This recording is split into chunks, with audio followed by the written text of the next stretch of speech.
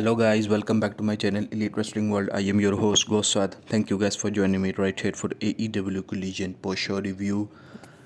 What a banger of a card we have for tonight. Owen Cup match, Hazuki, Persephone, one-on-one. It's gonna be a fantastic match. Women's tag titles on the line, Divine Dominion defending against TayJay as well. And also Death Riders versus STP announced as well. So let's get dive into it and talk about that. So we started off with TayJay versus Divine Dominion for the women's tag titles. Anna Jay, Megan Bayne started the match, but it wasn't long before Kross and Bayne were going for the Divine Dominion.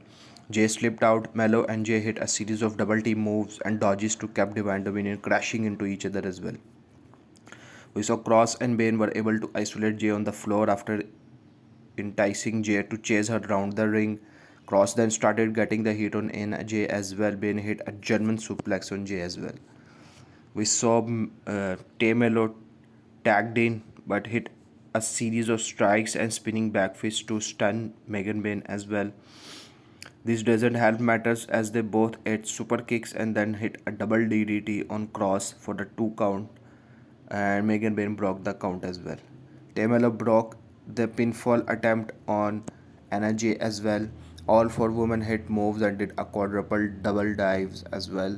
A scramble, Jay locked the sleeper hold on Lena Kross, but Kross walked her back to her corner and drove Anna Jay into the corner before Megan Bayne came in and hit the divine intervention for the pinfall victory and retaining the tag titles. I think so. It's a solid tag team match, and for now there is no other team that can beat the Divine Dominion for the women's tag titles. We need some teams for Divine Dominion so they can defend the titles till All In, where I think so Jamie and Alex Windsor can challenge the women's tag titles and might win them on All In pay-per-view as well. Next up, we saw Shane Taylor versus Alan Angels. After a very long time, we saw Alan Angels on AEW television as well. He makes his return to AEW and immediately dies at the hand of Shane Taylor after making a few dodges to Shane's offense. Taylor caught him with a forearm and springboard to the ropes, then hit a package pile driver for the pinfall victory. So again, Shane Taylor took the mic after the match and said that Death Riders have been the most violent group in AEW. But as of this moment, Shane Taylor Promotions was the most violent group in AEW. And he calls out Moxley and challenge him to a one-on-one match for Dynamite as well. So Death Riders music hit and John Moxley led his crew to the ring to a massive pop from the crowd as well. And our next match is underway. Death Riders Shane Taylor Promotions trios match. Moxley started the match and took it right to the STP. Bravo tagged in and started chopping Moxley. Moxley turned him around after the next chop and then hit the 10 punches in the corner as well.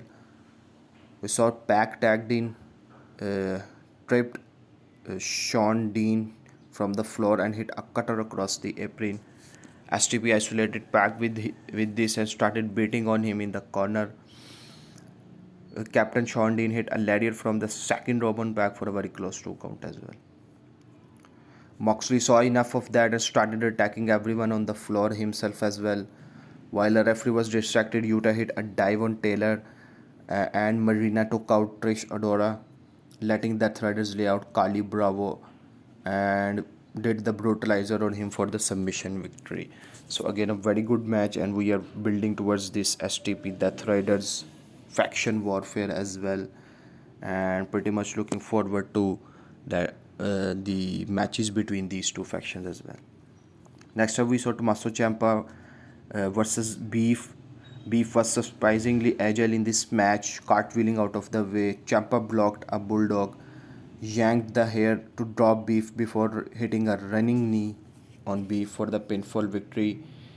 And after the match, Ciampa locked on the Lion Tamer and tapped out Beef, sending a message to Jericho as well.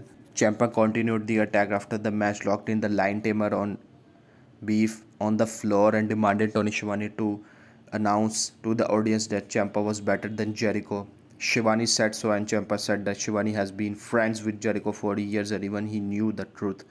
Good promo here, I think so. It's building very nicely for the feud between Ciampa and Jericho as well.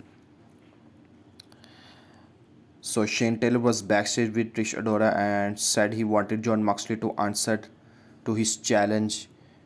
Taylor said he failed his brother as they picked off Wheeler Yuta and left him laying on the ground with the Death Riders nowhere to be seen. And then Shane Taylor again challenging Moxley for the Continental title match on Dynamite as well. I think so.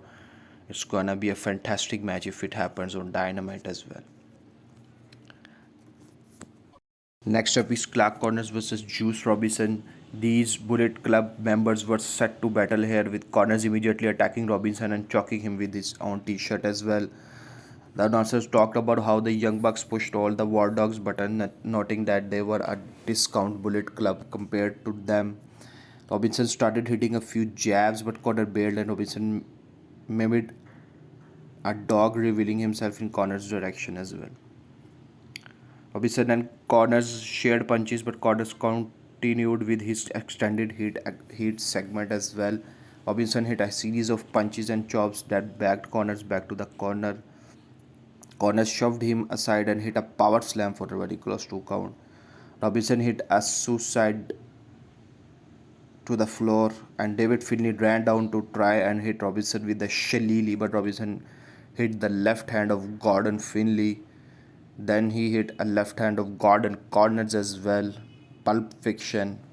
But Finlay hit Robinson in the back, and this led to Connors hitting a spear for the pinfall victory. So again, we are building this tension between Bullet Club members and War Dogs, and this might lead to Jay White coming back and feuding with the War Dogs as well.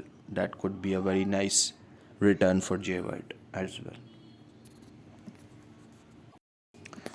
We saw a hype video for the survival of the fittest match for the TBS title with an excellent promo from Shida in English, Statlander, Mina Shirakawa, Harley Cameron, Queen Aminata, Zeta Steel all commented on the match, and I think so this could be a very good match on July 1st, survival of the fittest for the vacant TBS title.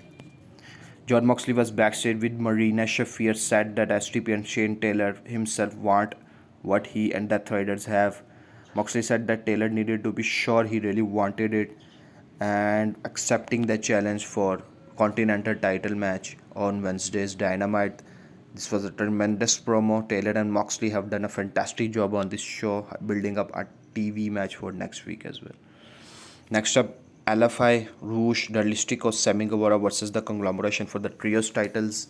Sammy Guevara told Orange Cassidy to tranquilo, which is a bit redundant as he is always relaxed. Cassidy threw Guevara with a hip toss, tagged in strong and hit a backbreaker before tagging Cassidy, who went to the top rope. Decided it was too high, went to the middle and then to the bottom, dropping to the mat and hitting a walking elbow. Classic Orange Cassidy move.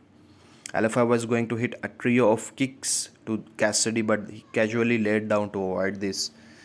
We saw LFI continue to get the heat throughout the commercial break and finally hit the triple drop kick, but it was on Strong instead. Strong decided to stand up to Rouge and start hitting hard chops, and suddenly we had an awesome chop battle between Rouge and Strong as well. Sammy Guevara came in and tried to hit Go to Hell to Cassidy, but Cassidy fought out of it and then hit an orange punch as well on both Dudley and Guevara and getting the pinfall victory as well and retaining the trios title. So again, a very good match between these two trios as well. I think so. We need a feud for trios titles and a conglomeration as well.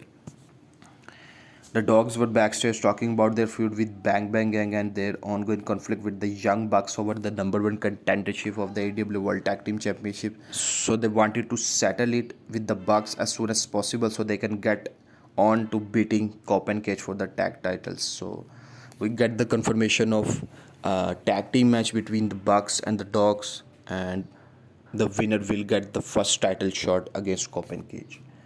Rocky Romero and Trent Beretta walked up to the conglomeration as they said that Andrade was challenging Orange Cassidy to a match. Cassidy shrugged. Romero said, "Don't say that."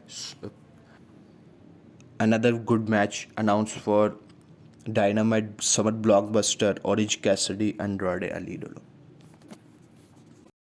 And in the main event, we saw Hazuki versus Persephone Owen Cup quarterfinal match. Hazuki immediately locked a headlock on Persephone, but it was soon worked into an exchange of basic holds until they started countering pinfall attempts in very creative ways. So hot start to the match. Persephone rolled through a sunset flip attempt and hit a shotgun dropkick on Hazuki for a very close 2 count. Persephone went for the line sword, but Hazuki countered and hit a backstabber. Hazuki immediately countered into a crossface as Persephone tried to get to the ropes with her feet. Hazuki grabbed them and did a sort of inverted bow and arrow lock as well. That looks beautiful. Persephone went for a crucifix bomb, but she slipped out and hit a hurricane rana from the middle ropes. That is Hazuki. Persephone held on and then hit a jackhammer for a very close 2 count. Persephone went for the crucifix bomb. Hazuki countered with a sunset flip for a very close 2 count. Persephone hit a trapped leg German suplex for a 2 count. Went for the power bomb, but Hazuki countered out, hit a lung blower, and then her La Magistral Cradle for the pinfall victory. And Hazuki advances to the next round. He has advanced to face Mercedes in the next round of the tournament as well. Both women shook hands after the match, and while there were some moments they were a little rough due to miscommunication, but it ended up being a very good match. After the match, we saw Mercedes ran down and tagged Persephone from behind, hitting her with her Owen belt. Hazuki ran down and made the save, but as she was checking on Persephone, Moné locked in the moneymaker on Hazuki as well. Then security came out to separate the both of them. Hazuki then hit a dive on Moné and 2 or 3 security guard as well, which proved quite difficult for the security as the show went off the air and security were pulling them off as well. So again, building up nicely for their match, and we get the confirmation of the match that will be happening. Hazuki Mercedes semi-final match, June 17th episode of Dynamite as well. So again, setting up nicely women's Owen Cup match as well. And on Wednesday Summer Blockbuster Dynamite, we will get Sareee versus Skye Blue as well. So again, that's the end of the show, folks. Please guys, like and share this video, subscribe to my channel, and keep watching Elite Wrestling.